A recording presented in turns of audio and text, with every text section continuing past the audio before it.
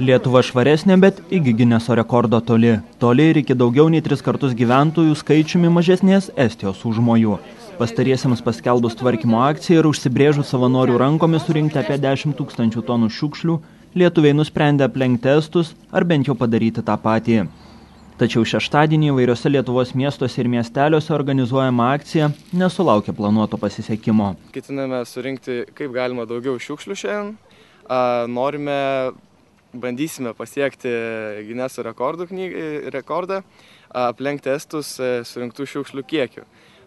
Tikriausiai tai sunkiai pavyks, nes užsiregistravusių žmonių turime 8 kartus mažiau negu estai. Pas juos yra užsiregistravusių apie 40 000 žmonių dabar, pas mus tik 5 000. Bet vis tiek norime pamatyti švaresnę Lietuvą, todėl šį rytą susirinkome čia ir pradedam darbą.